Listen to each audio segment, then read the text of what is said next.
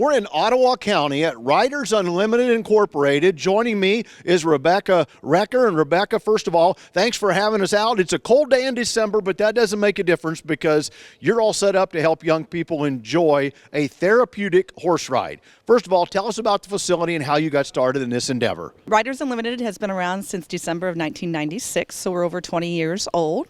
We started out in a facility up on Marblehead and then opened up a second location in Gibsonburg in 2002.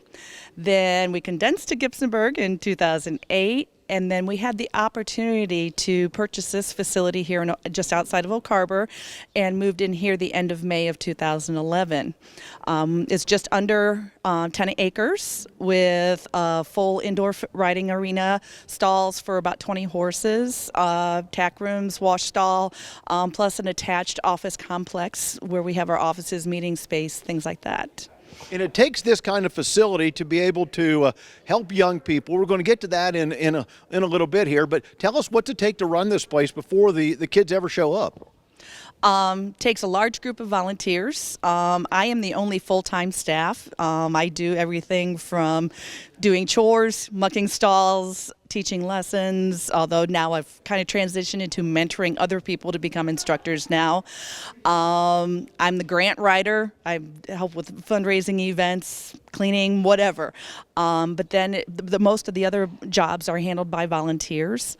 How many volunteers do you have? On roll, we have about 40 to 50 volunteers. How many are out here depends on what the needs are of our riders during the lesson times. And then we've got some volunteers that they just help with our special events. We've got one lady who strictly comes in and cleans our office facility for us, so I don't have to worry about cleaning it. So there's a variety of things that we can have volunteers do. We're always in need of volunteers, as you know. We can take anybody 14 years and older per our insurance. So as long as they're 14 years old, they can come out here and volunteer. If they have horse experience, then that's great because then we can put them as a horse leader.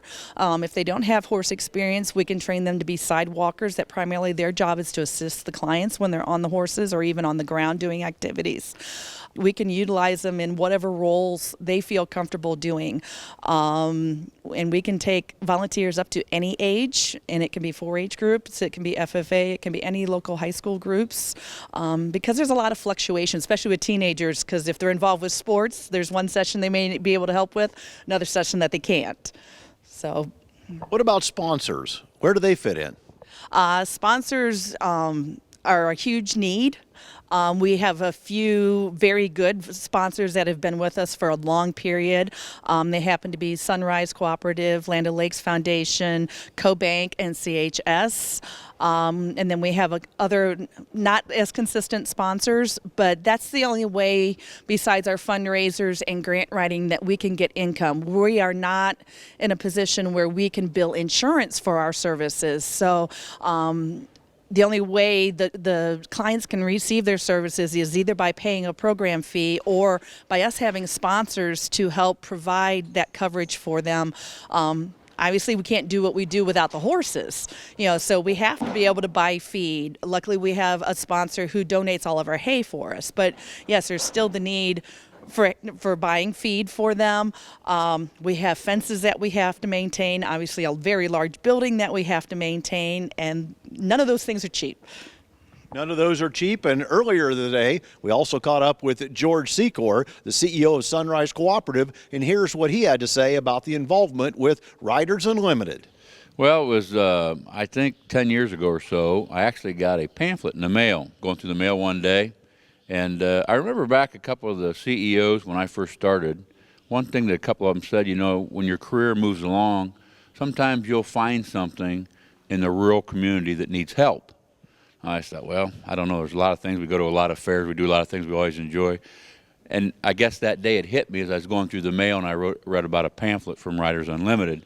And as I read through there, it talks about therapy for the severely mentally and physically handicapped children, how horses was bringing out a side of them that their parents would never see at home. And it just intrigued me. And quite frankly, I picked up the phone, called Rebecca, and said, I want to learn more about this. And we started to get involved, and my board of directors was thrilled that we would do something like this to help them. back that far, they were in a rented facility. And started out, Sunrise, we were giving them a little bit of money every year to help the program. More and more kids, the waiting list was getting longer and longer. They needed help with horses and buying materials. So we got involved that way.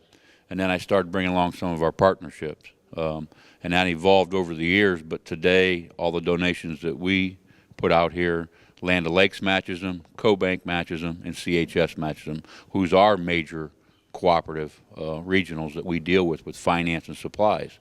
And quite frankly, anytime I contact them, the answer is yes. Whatever you give, George, send us that, and we'll match it. This is one of the unique rural opportunities we have to bring, quite frankly, when I look at this, you know, in life, Dale, quite frankly, a lot of people have time, talent, and treasure to help somebody. And when I look out here and there's 45 or 50 volunteers donating their time, the talent of Rebecca and her staff to get qualified to help these kids, a lot of times what they need is somebody with a little bit of treasure to help them out. And it's no different to me what we do with the 25 or 30 fairs we go to and all the livestock animals we buy. In this case, these kids really have no time, talent, or treasure, just time on their hands that they can't do anything, quite frankly, no fault of theirs. And you get 45, 50 volunteers, you get Rebecca to get qualified on this. Sunrise, CoBank, Land O'Lakes, and CHS, we can put a little bit of money in here that can help some kids that otherwise don't get to do anything else. When they get to come out here and sit on a horse for an hour, half hour to an hour, then they have to wait a week or two to sit at home, that they're not mobile, quite frankly, unless they're on that horse. And you'll see when you get to see these kids on the horse, get to talk to their parents about what this means to them. I'm not really sure there's any money that we have that we get a better return on investment than what we can get right here at this farm. My linkage, quite frankly, if you want to talk a little bit of a guilt maybe, I grew up with 5 brothers, and we had anywhere from 20 to 25 horses. My dad loved horses. And I think back to my childhood, how much they had to prod me to make me go out there and ride my horse because we were going to go show them on Sundays. And I think back to that, and when you see the kids come in, and this is their only time that you'll see a part of that, a lot of their parents tell me, this is the only time they get to see that kid maybe smile or maybe get to do something besides just being in a chair or sitting down. And to think they wait anxiously for a week on something I could do anytime 24/7 when I was a kid growing up. That kind of means something to me, quite frankly, it does.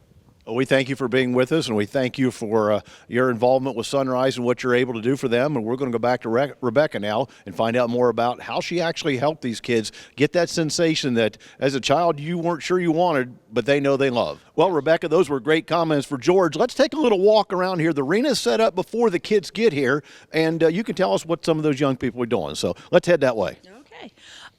We service anybody that has a disability, ages 4 years old and older, as long as their physician will approve them, that they don't have any conditions that may be precautioned or contraindicated for being on a horse. A lot of what we do out here is using the physical movement of the horse to imitate the actual physical movement of a human being. So we're able to increase or decrease muscle tone. We can increase range of motion through all their joints through the movement of the horse. They're learning how to direct a 1,000-pound animal. I mean, how amazing is that? Some of our riders and clients that spend most of their day in a wheelchair, this is their first time they get to actually look down at somebody. Otherwise, they're always craning their necks up and looking at, and so, I mean, that's just a huge self-esteem booster. Besides actually learning how to ride the horses to the best of their ability, and then from our standpoint, utilizing the horse to help improve their physical aspect. You know, it's therapy, but they don't know they're getting it. It's kind of non-clinical. You know, they just think they're out here riding a horse and, okay, the crazy lady keeps making me do right circles. You know, she's just being crazy today, but there's actually probably a reason for that. We're trying to loosen up one side of their body because we've noticed it's tighter than the other side of their body, or trying to stretch muscles a certain way. But we're also able to incorporate working on speed speech and language while they're out here. We can work on educational and life skill goals.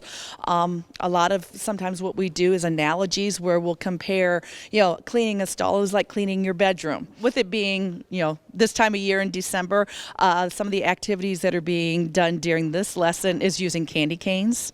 So they're going to have to watch the buckets closely because otherwise the horses are going to want the candy canes. But so that's just, so actually this shape is kind of in the shape of a candy cane, and they're going to have to ride through the candy cane. But that's teaching them to use both sides of their bodies because they're going to have to steer both directions at some point and another. And we don't just have them use their hands and arms for steering. We have them twist their whole bodies, and that gets them working both sides of their body, stretching one, shortening the other, and then when we reverse directions, they're doing the opposite to the other side of their body. Rebecca, a great time of the year to be able to share this message as people are in the giving spirit as we get closer to the holidays and remember what Christmas is all about. And for these young people, it's got to be Christmas every week when they come out here for this experience. Thank you for helping them to be able to utilize their skills and abilities they probably didn't know they had and putting a smile on their face. You deserve special credit for that as well. Thank you very much. And we greatly appreciate all of our sponsors and George Secor for allowing this to happen and for you guys to put this on the air for us. Joining me is Mary Stricker. And Mary, your son's been with the program riding here for how many years now? He's been riding for 16 years since he was 11 years old, and he's 27 now. So what's it mean to have a facility like this where you can bring your son for an hour of riding a horse? Oh, it's what he looks forward to all week, really. He likes going to work, and he loves his horse riding. He gets home from work on his riding days and gets his boots and helmet ready and sits and watches the clock till it's time to leave.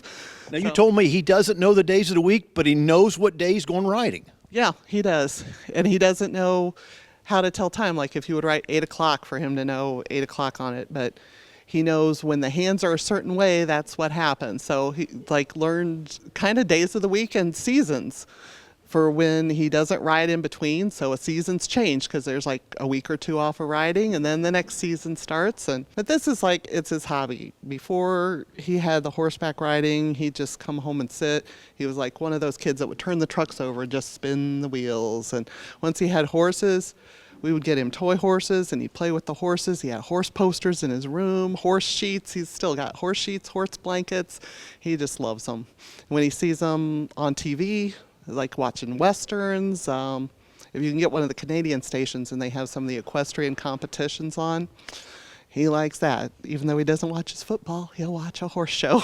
You can check it out more at ridersunlimited.org and find out more about some of the other programs that go on here as well.